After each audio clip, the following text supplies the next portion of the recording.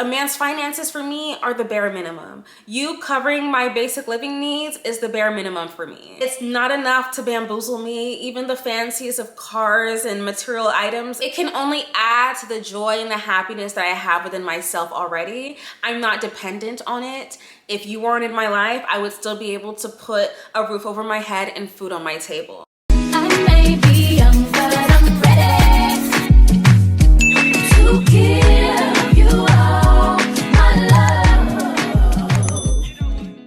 Hi, welcome back to my channel. It's Michelle-Amoree, and if you are new here, hi, hello, welcome. I hate to say it, it's so cliche, but it has been a minute and I apologize for that. I still feel like I'm a new mom and new wife, so I'm still trying to adjust and figure things out for myself, but I'm so happy to be back in whatever capacity that I'm able to show up currently. So lately on social media, there's been a lot of discourse about the whole trophy wife situation, discussion about the sprinkle movement and the harms, its detriments, things of that nature. I also made a TikTok video recently that received a lot of feedback, and I really wanted to take the opportunity to actually come on here and just flesh out my thoughts and my opinions in regards to like the sprinkle searching for a provider man movement, and just some thoughts and hesitations I have about all of that. Now, regarding the trophy wife situation in particular, that topic is just very triggering for me and very deep, and honestly just an overall sensitive topic. So I personally, as a personal boundary, will not be discussing her situation in particular. I personally don't feel compelled to speak on that, but I did want to speak on the overall conversation that her story has triggered. And I think it's a valid conversation, and it's an extremely important conversation to be had, especially in this day and age, and with all the rhetoric that is surrounding dating, hypergamy, and things of that nature. Now, as a wife and mom myself, it's funny, I feel like as life has continued to life for me and I've gained more experiences, I find myself being more inclined to really like shut up and not like talk as much when it comes to like dating and marriage and things of that nature. If there's anything that I'm 100% assured about, is that relationships and marriage are not a one size fits all. You know, what might work for a certain couple and what, you know, helps them may not work for the next. And marriage is really just about finding your person and y'all doing y'all's best to make this life thing work well for you all. But even with that, I still feel like people have the grounds to be able to speak on certain dangers and issues that they think are prevalent in society, and so that's what I'm gonna do. Now, I personally first came across the sprinkle hypergamy type content, I think like late college or like immediately after I graduated college. So that's around like pandemic era. And this was before Shira 7 even blew up on TikTok. Like I knew of her before then.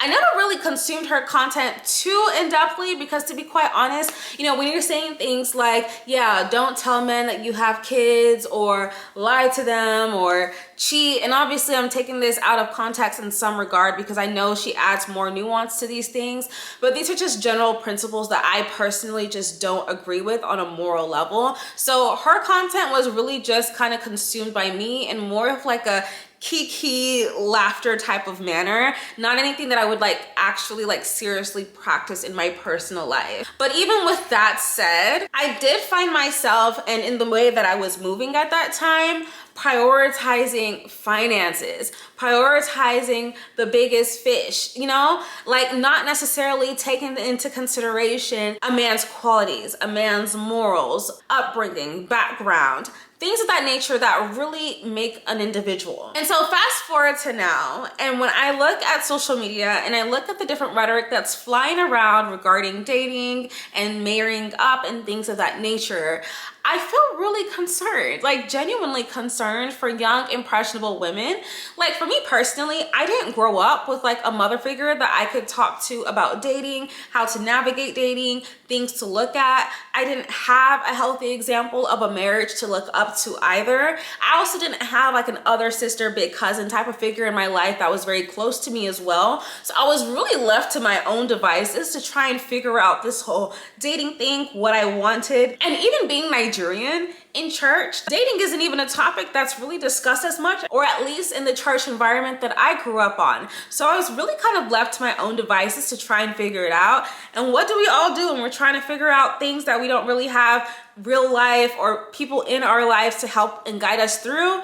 we turn to the internet. And so it's that population of women that really have my heart, because I was there too. And in some regard, I'm still there. I love listening to other people's perspectives on marriage and difficulties that they've experienced and how they've navigated it. And so I think it's important as a creator, and I personally feel the conviction to be able to share some of my thoughts, to provide a spectrum of viewpoints for women and younger women to look to and decipher for themselves what type of advice do I want to implement in my own life. Now, to the topic of the sprinkle thing, yes, I acknowledge, and people have clarified, that Shira talks about certain precautionary measures that women are supposed to take when dating, you know, to be smart and to protect yourself and things of that nature. And so I really guess it comes down to, what are your intentions with dating? If your intention is to just make a bag off of this man, you don't really love him, you don't really have that like sense of care for him, cool. I guess Shira 7's advice would really work effectively for you. But I feel like if you're an individual who's truly seeking genuine connection, genuine love, genuine companionship in a relationship, I feel like a lot of that kind of advice can be very harmful when you're looking at men first from the lens of what can you provide for me financially, and you place the answer to that above all else. Like, that's the number one rank as to what kind of factors you use to gauge to see whether or not this is a person worth my time. I personally have never been attracted to a non-provider minded man, at least for the intentions of marriage. That just never has been me. So I'm not saying go find the broke man that loves you and takes care of you and, you know, tells you all the sweet nothings. That's not what I'm advocating for. If you have the desire to be partnered with somebody that can assist you financially, that can take care of you financially, that way you could be able to show up in your life, in your role as wife and mom in the manner you would like to, that's perfectly okay. Have that desire and continue to pursue it. But what I am saying is that even if that desire is present for you, be extremely cautious and ensure to prioritize qualities and characteristics that are important for genuine companionship in a genuine, healthy marriage for the long term. And I feel like that part of the equation is being drowned out in this modern society. You know, it's funny because I feel like now that I'm like approaching my second year of marriage, my thoughts and viewpoints in regards to like dating and relationships have definitely evolved. And I feel like it's just due to the experience of like actually being married. Even though a man's finances have always been a priority to me, I've always taken into great consideration other factors such as their generosity, their spiritual life, their relationship with God, how they treat me, their respect for women in general, not just me, and honestly so many other factors, because the truth of the matter is like someone can be up today financially and down tomorrow. And when I said I do to my husband in the covenant of marriage, that's I do to a lifetime of whatever comes our way. So if God forbid tomorrow he loses his sources of funding, I mean, does that mean I just like dip and be like, all right, you can't provide for me no more, adios? Absolutely not. For me, marriage is a commitment. Marriage is a partnership. And marriage is about supporting each other through life's tribulations and trials. And so when you're dating and when you're vetting, you want to ensure that this is somebody that you can actually do that with. I think another problem I have with some of this sprinkle conversation and rhetoric is that I feel like a lot of it, like, they speak of men in this manner in which like they're only used to use their finances as their pockets. And I think maybe as a woman who is educated and who has a lucrative means of like providing for herself, yes, a man's finances for me are the bare minimum. You covering my basic living needs is the bare minimum for me. It's not enough to bamboozle me. Even the fancies of cars and material items, it can only add to the joy and the happiness that I have within myself already. I'm not dependent on it. If you weren't in my life, I would still be able to put a roof over my head and food on my table. And so being able to navigate the dating space from a place of like, hey, I'm looking for a spouse that I want and not necessarily need in order to survive, more intangible things become more important to me. And that's why I can never stress as a woman, it's so important to develop yourself financially in every way so that you're able to navigate from a place of abundance and not desperation. And even as a married woman, it's still so important to me to continue to develop myself, work on myself mentally, spiritually, physically, and just never stop that process, because in this life, anything can go. The marriage can go, the family can go, the house can go, whatever. But you yourself have to ensure that you're rooted, that you're grounded, and that you're able to navigate successfully whatever life throws at you. And so I just wanted to bring a bit of my perspective to this conversation.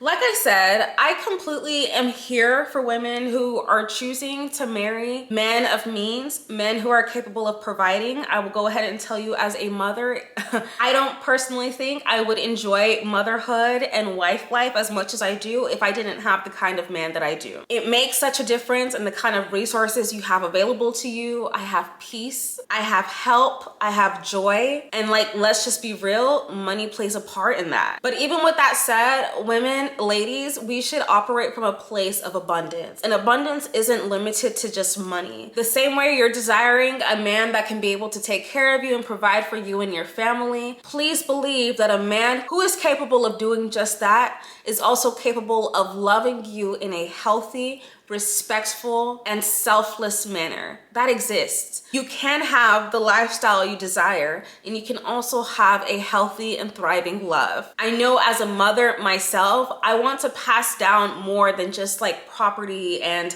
material things to my children. I want to pass down generational love.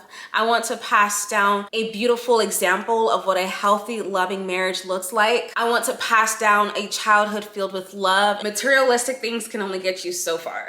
But yeah, that is that. And those are my thoughts and opinions on the topic. Regardless of what our opinions are on how Trophy Wife moved in her situation, I think it's okay to have a level of compassion for what she's going through as a mother, and of course for her innocent children. And I truly just pray for their healing. That's everything I wanted to say. I hope you guys enjoyed this video, and y'all let me know your thoughts down below. Bye. You a bad girl and your friends bad too. Oh, you got the swag, saucy drippin' swag too. Oh, you a bad girl and your friends bad too. Oh, you got the swag, saucy drippin' swag.